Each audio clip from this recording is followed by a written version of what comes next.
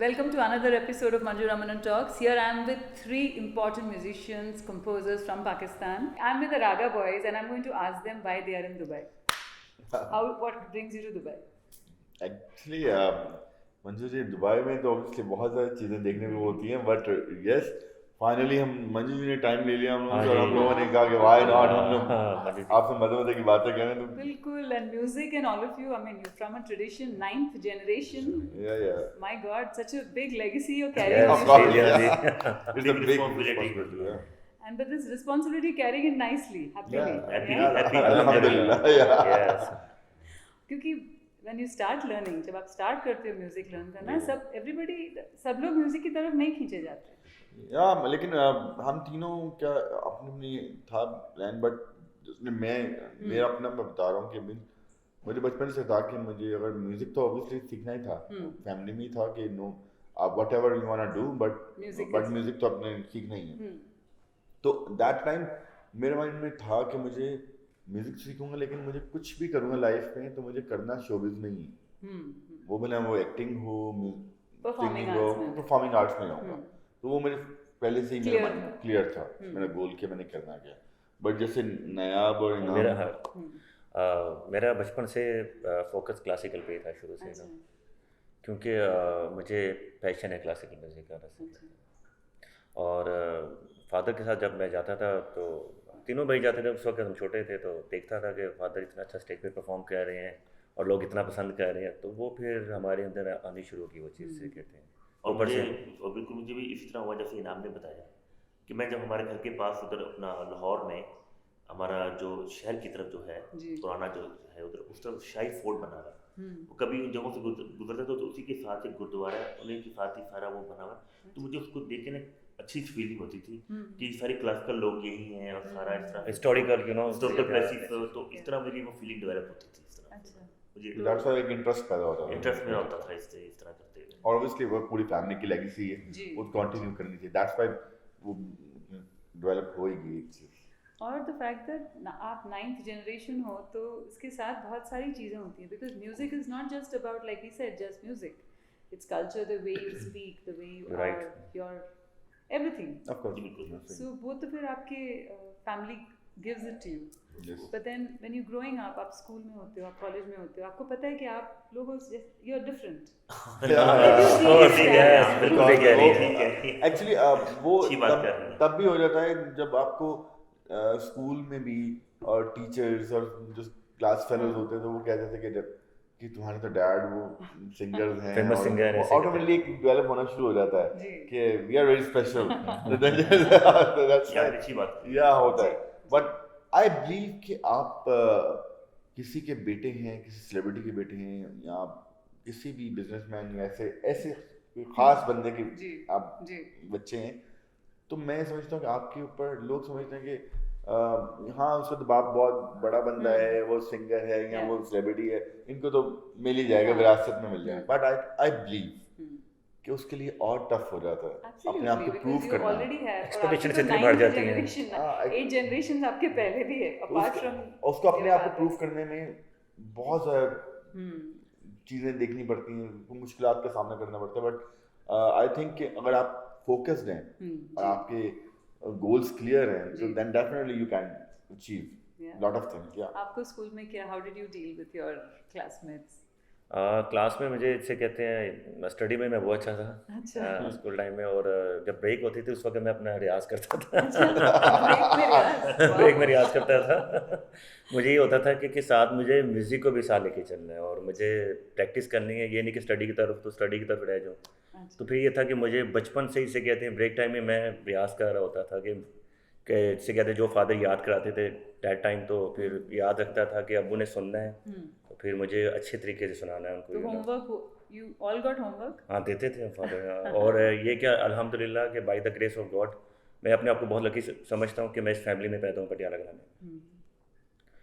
और मुझे बिल्कुल बचपन से बिल्कुल था क्योंकि जब मैं बता देता हूँ कि हम लोग जब बॉलीवुड मूवीज देखते थे वहाँ पर उसमें जब बैकग्राउंड म्यूजिक में जो आलाप आता था या किसी का भी मतलब कि मीन्स के जो गाना सिचुएशन के ऊपर तो मुझे ना उस वक्त कहते ये कैसी आवाज़ आ रही है तो मुझे अच्छा लगता था मुझे सुनते हुए फिर मैं जब घर में रियाज करता था ताया का फिर अपने फादर को उस्ताद हामिद अली खान साहब का और उनकी आवाज़ें और उस तरह से वो रियाज करते थे, मुझे वो उनका आपस में ऐसा लगता था जैसे यही इन्हीं आवाज़ों में से कोई आवाज़ है।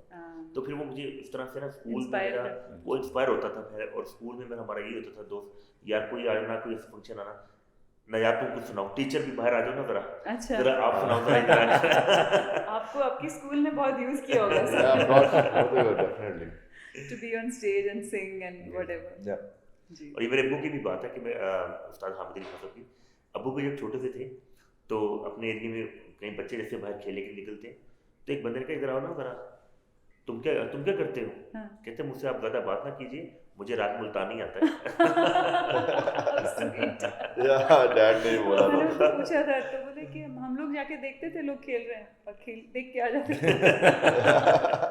बट हम तीनों में मैं होता था जैसे क्लासिकल में तोम तराने जो वर्ड्स होते हैं वो एक बच्चे के लिए बहुत डिफिकल्ट होता है। 5 साल की एज का जो बच्चा होता है उसके लिए ये वर्ड्स याद करने, तो हमें जब सिखा रहे होते थे मुझे होता था कि मैं सुनाना और मैंने भागना है। अच्छा, खेलने के लिए मुझे भागना, और मैं वो उसको बहुत स्पीड से पिक करके सुना देता था। अच्छा। और सुनाने में कि मैं आपको सुना दिया, अब मैं जाना हो गया।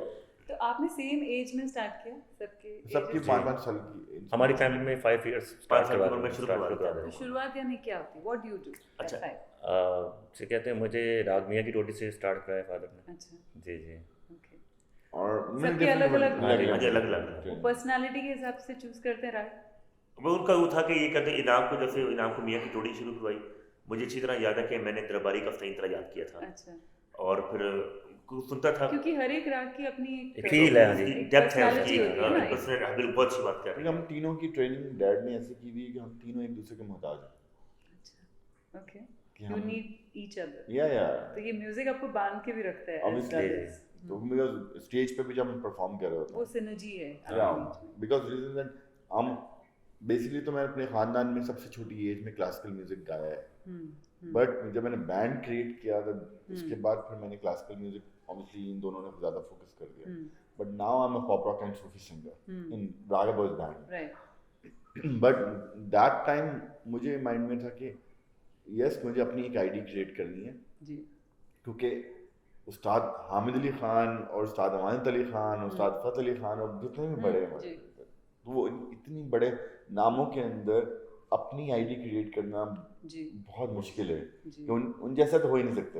हम श्योर कि अब आजकल के टाइम में कोई कहता है कि मैंने ये किया, मैंने वो किया, बट आई बिलीव कि जितनी मेहनतें उन्होंने की हैं, जितनी स्ट्रगल उन्होंने की है, आज के टाइम में कोई नहीं कर सकता।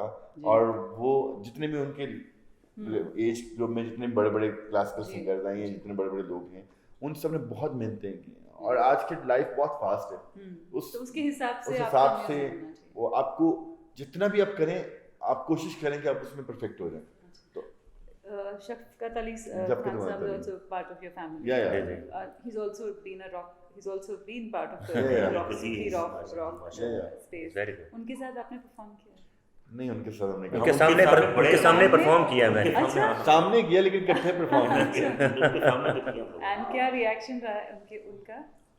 बहुत अच्छा से कहते हैं, और बड़े भाइयों की तरह बिल्कुल। मैं जीसी में पढ़ता था तो शफ़क़त भाई आ गए, तो मुझसे पहले एक फ्रेंड था उसने गाया, तो शफ़क़त भाई को जब मैंने देखा तो मेरी तरफ गौर से देख रहे हैं कि अब ये क्या परफॉर्म करेगा। अच्छा।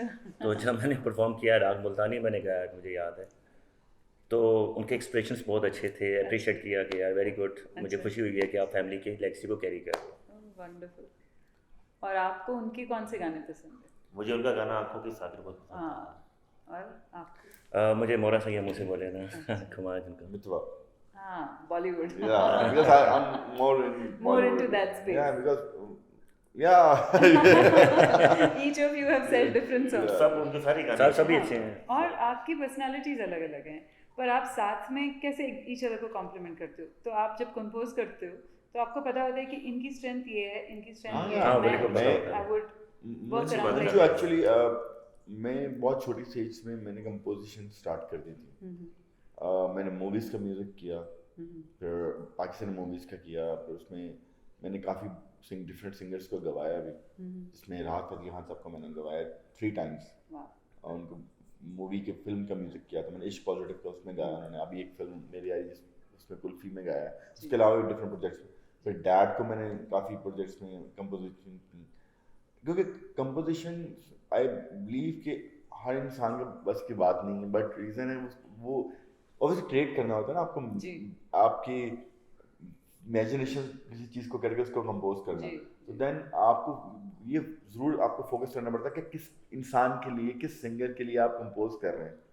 तो अगर टेक्सचर आपको, हाँ टेक्सचर मालूम होना चाहिए कि अगर ये सिंगर है जिसकी क्या स्ट्रेंथ है, क्या डिमेंशंस हैं वॉइस की, जो कि आप उसको माइंड में रख के उसकी कंपोजिशन बना रहे हैं। तो आप सिंगर को ध्यान में रख के कंपोज करते हो कि कंपोज करके सिंगर ढूंढते हो? नहीं, एक्चुअली समटाइम्स दोनों तरफ चल रहा होता है कि मिसाल आपने कंपोजिशन ऐसी बना दी, अब कंपोज कर दी और उसके बाद आपने कहा ये कौन गाएगा तो यह ऑब्वियसली वो होता है। समटाइम्स ये होता है कि आपको सिचुएशन इस तरह की मिल जाती है ड्रामे की या फिल्म की कि ये एक सिचुएशन है, तो फिर उसमें आप सिंगर को फोकस अच्छा, ये कंपोजर से मैं यूजुअली ये क्वेश्चन पूछती हूँ, आपने जब अपना कंपोज कर लिया गाना, फिल्म में भी आ गया, जब आप स्क्रीन पे देखते हो तो आपको खुशी होती है कि आपको ऐसा लगता है कि मैंने तो ऐसा नहीं सोचा था? या समटाइम्स होती है। मैंने एक दो ट्रैक्स ऐसे हुए थे कि जो मैंने सोचा था कि इसको और ग्रैंड तरीके से इसको शूट किया जा सकता था या और कुछ, जब वो नहीं होता तब थोड़ी सी तकलीफ होती है एक्चुअली तकलीफ होती है कि ऐसे नहीं सोचा था जैसे ये कर दिया एक्चुअली, लेकिन या इसलिए कुछ कह नहीं सकते। और आप लिखते भी हो? Do you write as well? मैं कुछ समटाइम्स लिखता हूँ। Your own song?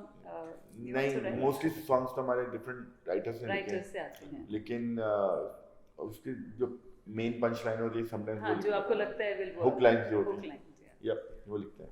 और ऐसे गाने हैं जो आप कभी नहीं गाओगे? Are there songs that you will never touch? Why? And why?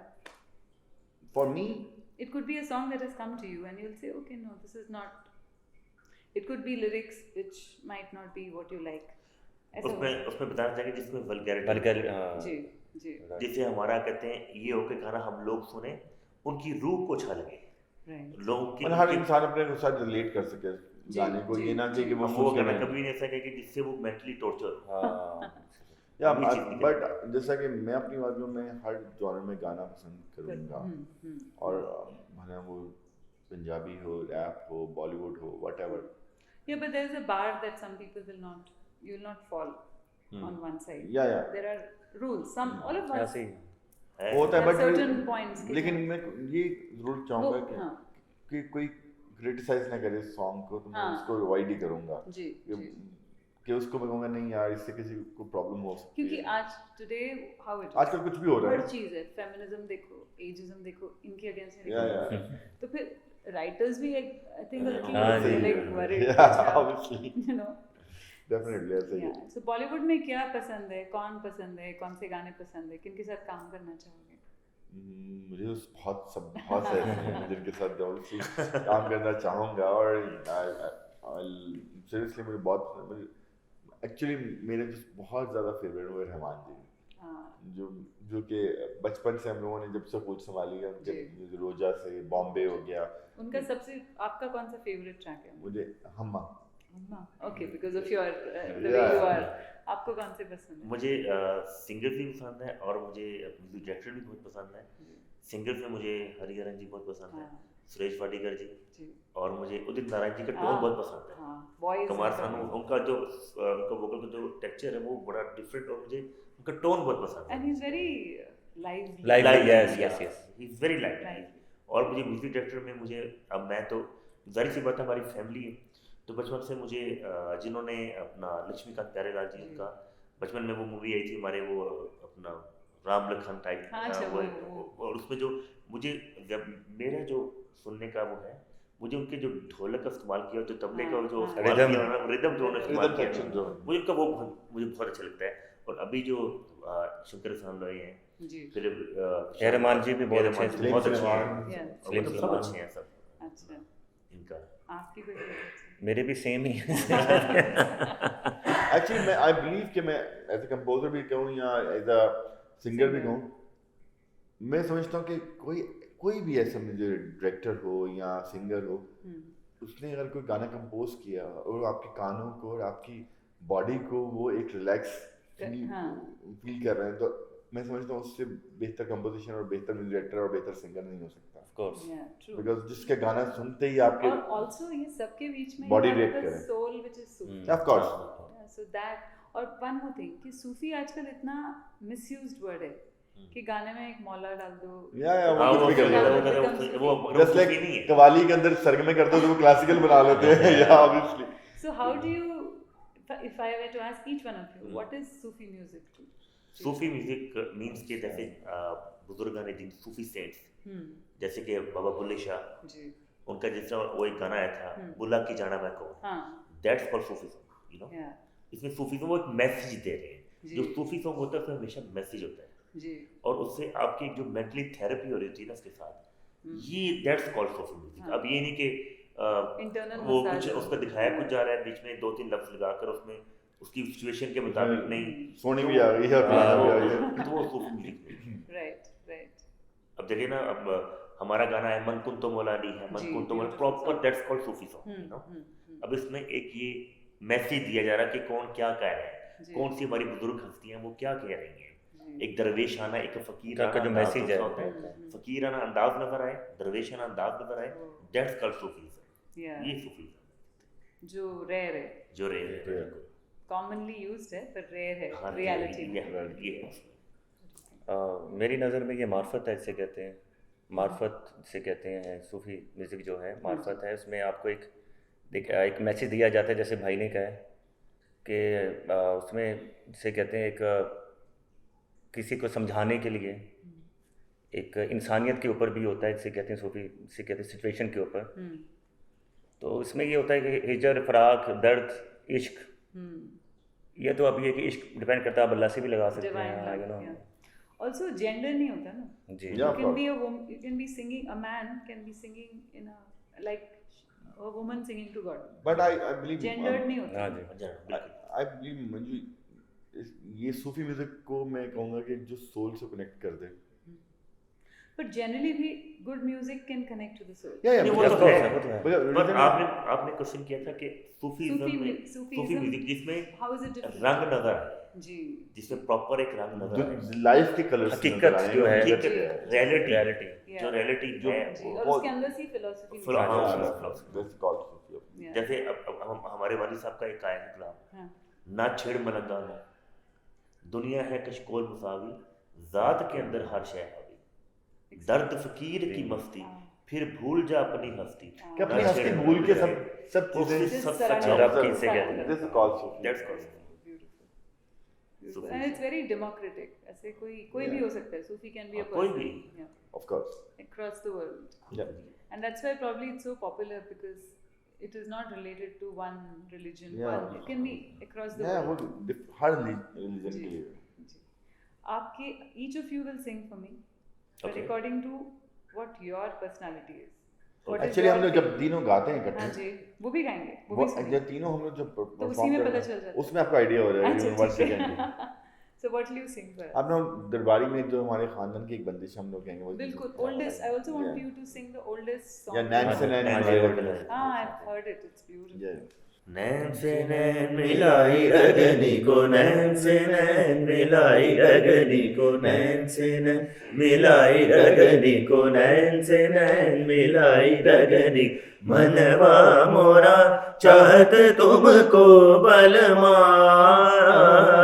नैन से नैन मिलाई अगनी को, नैन से नैन मिलाई अगनी, जब से गए मोर, जब से गए मोर, सुध नलिनी, सुध नलिनी, सदा रंग तड़पत बीती रतिया, नैन से नैन मिलाई रगनी को, नैन से नैन मिलाई रगनी को,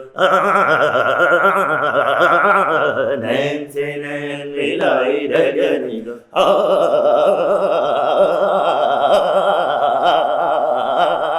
नैन से नैन मिलाई लगने को सरेगा मवदा नि सरे सदा नि बा गमरे नि रे सा नैन से नैन मिलाई लगने को पम म प गम रे धा रे रे धा रे ने धा नि रे रे धा रे गम रे धा रे रे धा रे ने धा रे रे धा रे ने धा धा ने धा रे रे धा रे रे धा रे गम रे धा रे रे धा रे रे धा नैन से नैन मिलाई लगने को नैन से नैन से नैन से नैन से नैन.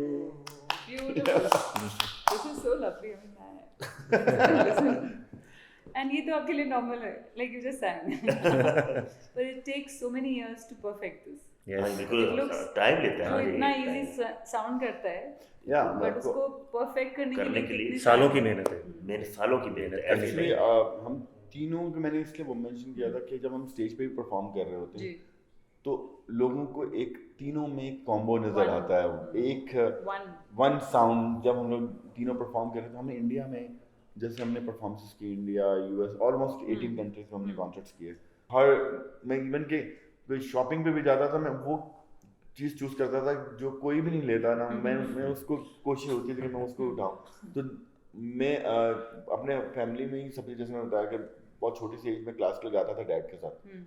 तो मैंने एक शो पे मैं कहीं गया तो वहाँ पे मेरी एज ग्रुप के लोग जिनको क्लासिकल के बिल्कुल समझ में नहीं थे, ऑब्वियसली उस टाइम पे बहुत छोटा, तब वो मैं परफॉर्म कर रहा था तो वो हंस रहे थे, वो सरगमे. और तो और उस मेरे बाद एक पॉप सिंगर आया और जिनको बिल्कुल भी सेंस नहीं है गाने की भी, और वो गा रहा और वो चीखें मार रहे. तो मैं घर आके बड़ा अजीब सा हो गया था उनकी क्या है कि मैं वो उसको गाना नहीं आता और वो स्टेज पे परफॉर्म कर रहा है और उसको लोग चीखें मार के इस तरह कर रहे हैं, और ये क्या मेरे साथ किया. तो but that time I feel कि कुछ क्लासिकल सिंगर्स ने क्लासिकल को इतने बुरे तरीके से रिप्रेजेंट किया, that's why classical new generation से बहुत दूर चला गया.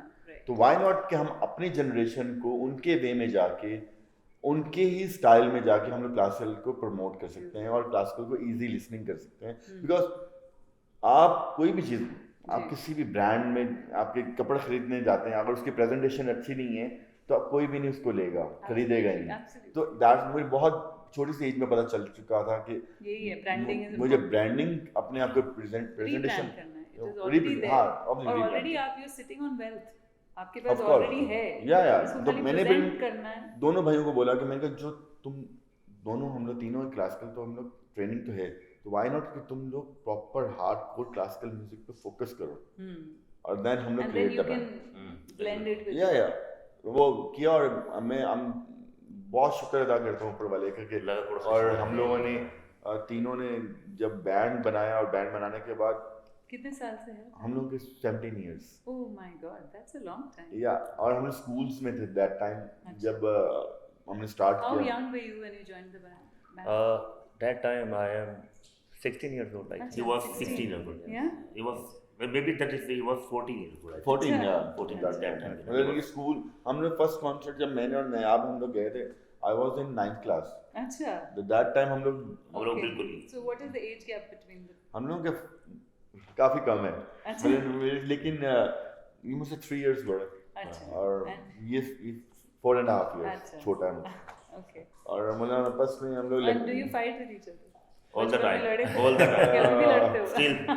अभी भी होता है वो तो भाइयों में तो होता है, लड़ाइयाँ होती हैं. लेकिन एक चीज़ अच्छी है, हम लोगों में जितनी मर्जी लड़ाई हो, हम एक दूसरे से बात ना करें, व्हाटएवर कुछ भी हो जाए, लेकिन शो के टाइम पे हम लोग जब मिलते हैं ना तो स्टेज पे हम लोग पता ही नहीं, भूल जाते हैं कौन सी लड़ाई थी क्या थी. हम लोगों ने परफॉर्मेंस करके बस जब लोगों के रिएक्शन आता है. अभी जैसे कि अभी रिसेंटली हमने टूर किया यूएस का, हम लोग के 18 कॉन्सर्ट्स थे यूएस में, और पूरे यूएस के अंदर, और वहाँ पे बहुत अब 2.5 months का टूर था हम लोगों का.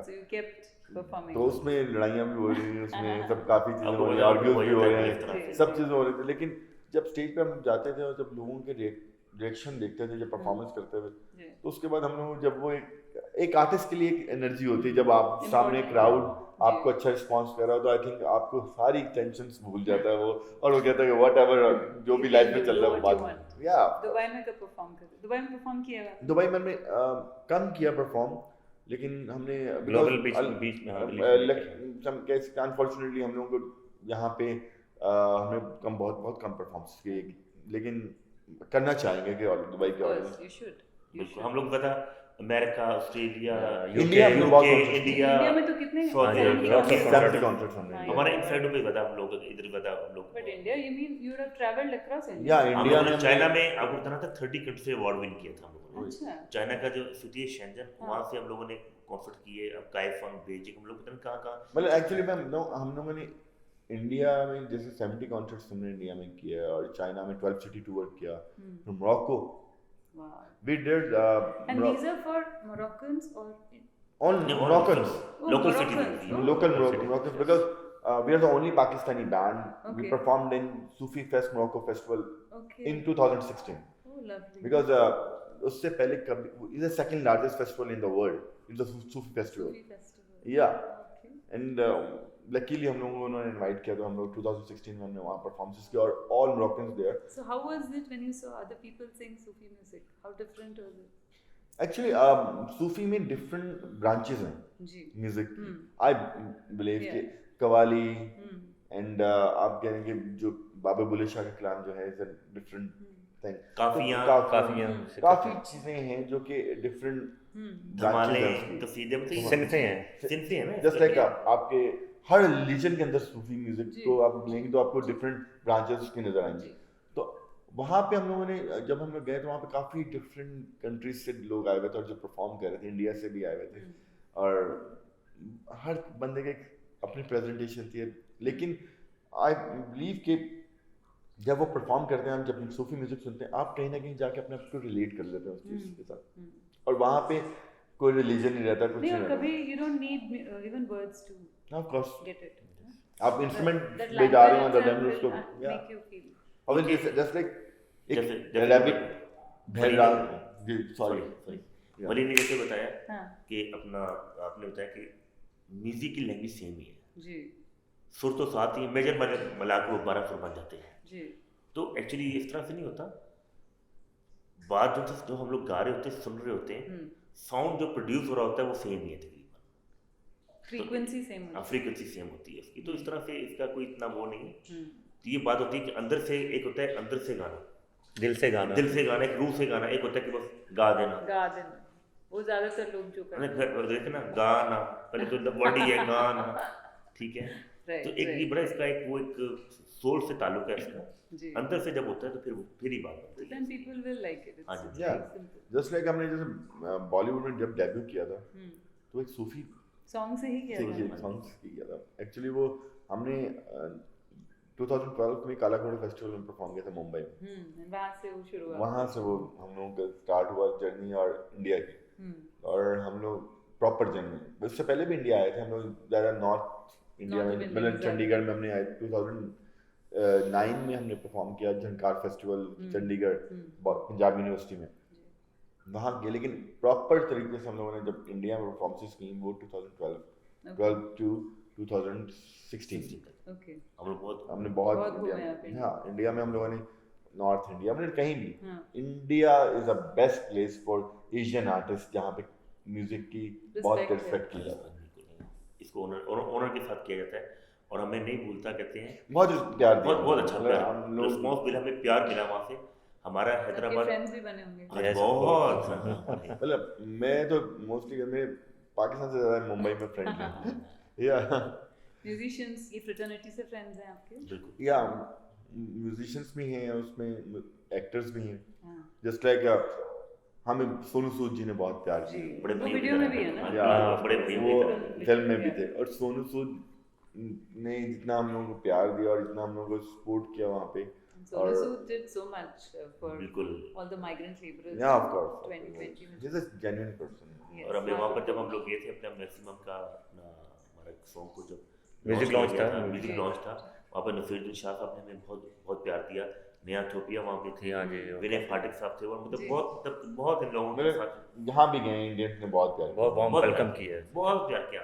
हैदराबाद दक्कन में हम लोग बेसिकली साइन थे वहाँ पे डीडीपी मुद्रा ग्रुप वालों के साथ अनिल अंबानी जी की कंपनी वहाँ पे साइन थे बट दैट टाइम मैं उस टाइम पे ना इंस्टाग्राम थे ना फेसबुक था, फेसबुक तो था इंस्टाग्राम और डिफरेंट एप्स नहीं थी उस टाइम पे। उन्होंने हम लोगों को इस तरह प्रेजेंट किया था इंडिया में कि मैं समझता हूँ कि एक ड्रीम लगता है कि जब फर्स्ट टाइम लॉन्च हमें इस तरह के किया हमने, और वो वाकई में एक आर्टिस्ट के लिए ड्रीम होता है कि मैं कभी लाइफ में इस तरह आऊँ, तो उस तरह उन्होंने लॉन्च किया। और मैं बहुत शुक्रिया अदा करता हूँ पूरे इंटायर टीम का कि उन्होंने हम लोगों को बहुत एक मौका दिया इंडिया में परफॉर्मेंस करने का। Okay, tell me about the collaboration with Abida Parveen. Of course, there are so many artists from Pakistan who are well known. Yeah. But if you look at the soul of Sufi singing, one of the biggest names is Abida ji. Abida जी का हमारे खानदान की बंदिश है ये, गरीब नवाज कुछ अजब खेल कर तार के। Okay. जो मेरे ताया उस्ताद अमान अली खान, उस्ताद फतेह अली खान साहब ने गाई, फिर उसके बाद बाबा ने, उस्ताद हामिद अली खान, उस्ताद अमान अली ने गाई, शफकत वही ने भी गाई, पूरी फैमिली परफॉर्म करती। बट जब ये एक रैकेट कंपनी है, उन्होंने हमने बोला कि एक तुम्हारी कोलैबोरेशन हम चाहते हैं कि आबदा जी के साथ हो, मेरे माइंड में था कि कौन सी ऐसी चीज़ हम लोग करें जो कि वो obviously she is a Sufi queen और लिविंग लेजेंड है, तो मैं सोच के फिर हमने कहा कि वाई नॉट हम गरीब नवाज के ऊपर, और इसका ये नेम भी मैंने सेलेक्ट किया था। इसका लिरिक्स में कुछ अजब खेल कर तार के गरीब नवाज, तो मैंने कहा कि मुझे इसको इस ट्रैक का नाम है गरीब नवाज रखना है, और वो ऑब्वियसली इतनी बड़ी हस्ती है गरीब नवाज। तो जब आबदा जी को मैंने कॉल किया तो उन्होंने पहले तो कहा कि बेटा कौन सा बंदिश करनी है, तो मैंने कहा ये राग दरबारी में बंदिश है, तो वो करनी है हम लोगों ने, कुछ अजब खेल करता। तो उनके सुनने के बाद उनकी कॉल आई, उन्होंने कहा कि मेरे लिए बड़ी ऑनर की बात है कि तुम्हारे पटियाला घराने की मैं एक बंदिश आप लोगों के साथ गाऊंगी, क्योंकि मोस्टली आपने देखा होगा कि आबदा जी की जितनी कोलैबोरेशन है, भला उन्होंने आतिफ असलम के साथ की, उन्होंने डिफरेंट पाकिस्तानी सिंगर्स के साथ की, मोस्टली उनकी कोलैबोरेशन उनके गानों में होती है। ये फर्स्ट टाइम हुआ था कि उन्होंने हमारे ख़ानदान के बंदिश में हमारे साथ कोलैबोरेशन की, और जब मैंने रिकॉर्ड किया, और मैं बता नहीं सकता मंजू जी कि उन्होंने कितना प्यार किया और कितनी रिस्पेक्ट दी कि बेटा तुम लोग आइडिया नहीं कि तुम जिस फैमिली से हो, मेरे लिए बहुत ऑनर की बात है कि मैं तुम लोगों के साथ गा रही हूँ, और बहुत मजा आया। She is very humble personality. She is very down to earth. Actually, most great people. Actually, जो really great होते हैं, और they are like children. बिल्कुल absolutely, you know। और उन वीडियो में हमने यूज किया निगत चौधरी जी को, जिन्होंने साथ में क्लासिकल परफॉर्म किया, तो she is a very classical dancer actually, तो उन्होंने साथ में वीडियो में हमारे साथ किया, तो बड़ा मजा आया, बहुत अच्छा लगा, और बहुत लोगों ने पसंद किया और बहुत अच्छा रिस्पॉन्स आया। बट आपने तो अपने पिताजी के साथ भी काम किया है ना? वो एक मैं यही तो बता रहा हूँ कि ये जो दोनों कोलैबोरेशंस थी मास्टरपीसेस ऑफ रागा बॉयज। अब तक जितना हमने काम किया इसमें से ये मास्टरपीसेस थे, जो कि लेजेंड्स के साथ। एक तो आपने वो दोनों ट्रैक्स में, आई एम श्योर कि आपने सुना होगा, तो दोनों ट्रैक्स में आपने एक चीज़ देखी होगी, मेरी कोशिश थी, मैंने उसको म्यूज़िक प्रोड्यूस किया, और मेरी कोशिश थी कि ये लेजेंड्स की जो एक्चुअल वो जो उनका स्टाइल है और वो जो वही रहे, और वो स्टाइल को ख़राब नहीं करना था, ताकि अगर कोलैबोरेशन भी हो तो हम अपनी रागा बॉयज से एक डिफरेंट साउंड के साथ उनको प्रेजेंट करें। और स्टोरी भी है ना, वीडियोस आल्सो हैव स्टोरीज। और करम के अंदर, जैसे करम की बात करें, डैड की जब आया था तो एक्चुअली उसकी स्टोरी मैंने खुद डिज़ाइन की थी, क्योंकि मैं अपनी छोटी सी एज में जब मैंने क्लासिकल को इनकी दोनों फोकस कर गया और मैंने डिफरेंट म्यूजिक्स में चला गया, फोकस कर लिया, तो मैंने ट्रांसफॉर्मेशन जो की थी वो वीडियो में भी है, वो वीडियो में भी है, जो मैं ट्रांसफॉर्मेशन प्रॉपर की वो भी वीडियो में किया मैंने। वो यही था कि मुझे, वो हमारे ख़ानदान की 200 साल पुरानी बंदिश थी, राग राम साख में, और वो मैंने बचपन में मुझे बहुत पसंद थी, और वो मैं चाहता था कि कभी लाइफ में ये यूज करूं। बड़ा मुश्किल राग है राग राम साख, वेरी डिफिकल्ट, और इट्स वेरी डिफिकल्ट राग। उस राग को मैंने कहा कि डैड, वो जो रियल में बंदिश है वो डैड गाएंगे और ये दोनों गाएंगे, और जब रागा बॉयज में आएंगे तो उसमें मैंने वो कवाली एक डिज़ाइन की, उसी एक तो वो जो ताल था वो 5 बीट 10 बीट था, उसको मैंने डबल सिंगल करके 5 बीट पे लेके आया। 5 बीट में लाने के बाद उसको मैंने कवाली भी उसी 5 बीट में मैंने डिजाइन की, जो कि फुल का ताल नई कवाली। ऑब्वियसली वो जब हमारा पार्ट आता है देन ड्रम्स ऐड ऑन हो जाते हैं, रॉक गिटार्स ऐड ऑन हो जाते हैं, और वली ने बहुत अच्छा ताल दिया, 5/5 फुल फाख्ता, अच्छा एक्चुअली वो ओरिजिनल जो है राम साहब की वो जो बंदिश है वो जपताल में है। जब वो क्लासिकल स्टाइल में गाते हैं तो वो जपताल में गाई जाती है, लेकिन 10 मात्रा में। तो लेकिन उसको 5 मात्रा करना था क्योंकि वो कव्वाली 5 मात्रा में बनाई हुई थी। तो दैट्स व्हाई वो क्रिएट करके फिर हमने जब अपना डिज़ाइन किया उसको, तो मैं समझता हूँ कि मैं एक ऑनर की बात है आपदा जी के साथ करना या डैड के साथ करना, उस्ताद हामिद अली खान साहब के साथ, टीचर भी रहे हमारे, और तो उनके साथ जब हमने कोलैबोरेशन की, मैं समझता हूँ कि हम लोग अब लाइफ में कुछ भी करेंगे ना फिर भी हम लोग ये दो ये हमारे स्टैंडर्ड है, you have to be better than this. Yes. Yeah. But it's amazing, isn't it? क्योंकि आप बहुत कम लोग होते हैं वर्ल्ड में जिनका पैशन और प्रोफेशन एक होता है। कैसी बात कर रही है, वाह नाइस। अदरवाइज मैं देखिए मेरी लाइफ में मैंने हर फील्ड में सब चीज़ें की। मैंने एक्टिंग की, मैंने मॉडलिंग की, फिर म्यूज़िक कंपोज किया और बैंड को लीड करता हूँ इसलिए। लेकिन मैं समझता हूँ कि मेरे दोनों भाइयों ने जितनी मेहनत की क्लासिकल म्यूज़िक के ऊपर, हम लोग 17 ईयर्स तो हो गए परफॉर्मेंसेस करते हुए, बट बहुत सी जब ये आज से हमने 10 साल पहले भी किसी जब परफॉर्मेंसेस करते थे तो लोग शॉक में होते थे कि ये किस तरह पॉसिबल है कि ये जो जिस तरह ये परफॉर्म करते हैं। तो मैं समझता हूँ कि आपको मेहनत तो जरूर लाजमी होती है, पर आप साथ में भी रिहर्स करते हैं? हाँ जी, मेहनत तो होती है मुझे, लेकिन जब तक ऊपर वाले का करम नहीं होता ना बातें तब तक आपकी वो मेहनत पे वो कहते हैं अंदर वो मैजिक नहीं आता। तो मैं समझता हूँ कि आज हम जो कुछ है ना ऊपर वाले की ज़ात के बाद अपनी पेरेंट्स की दुआओं की वजह से, तो वो आज हम लोग स्टिल उनकी दुआओं की वजह से। आपकी मम्मी के बारे में बात नहीं जी, we didn't speak about your mother. Okay. So what is her role in putting all of this together? Main role उन्हीं का ये रोल एक्चुअली मोस्टली वो आउट ऑफ कंट्री होते थे और वो बिल्कुल अपने कॉन्सर्ट्स के लिए जाते थे जी। अब 3 लड़कों को संभालना आपको पता है, फिर वो उनकी शरारतें, फिर उनका वो जो होता है एक माँ को ही पता होता है।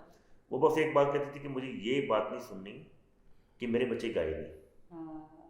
या उन्होंने बचपन से ही बता दिया था कि बेसिकली वो आउट ऑफ फैमिली से थी। अच्छा। उनकी शादी, मेरी मदर का पूरी फैमिली आउट ऑफ फैमिली। तो जब वो शादी हुई तो तब उन्होंने कहा ये ना कोई कहे कि तुम आउट ऑफ फैमिली से थी और तुमने परफॉर्मेंस नहीं करवाया।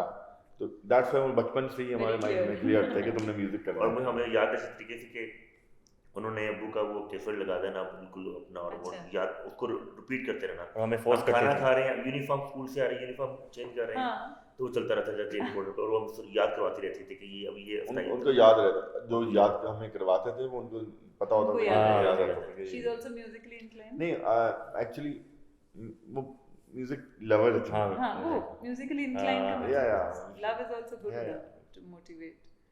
Fabulous. So lovely to talk to you again. Thank you so much. And well, we can keep talking. It's such a beautiful energy. I think it's. Thank you very much. और हमें बहुत मजा आया हाँ जी आपके साथ आज के ये चिट चैट की। और सीरियसली बताऊं कि बहुत कम ऐसे होस्ट होते हैं, ऐसे लोग होते हैं जिनको इतनी नॉलेज होती है म्यूजिक और अपने गेस्ट के साथ कैसे बात करें। रूटीन के वर्ड्स तो होते ही रहते हैं मंजू जी, लेकिन thank you very much. Thank you so much. आपको म्यूजिक का पता है, हिस्ट्री का आपको से कहते हैं, अच्छी बात की। नहीं तो लोगों को ये मालूम नहीं, तो बस वो होस्ट एज अ होस्ट वहाँ पर होते हैं, पता उनको कुछ नहीं होता। अगर मुझे खुशी हो रही है कि हमने अपने साथ एक अपने आप फील से सिंसियर है, ऐसे अच्छा लगा। Beautiful talking to all the three. Thank you. Thank you very much for the time. You're most welcome.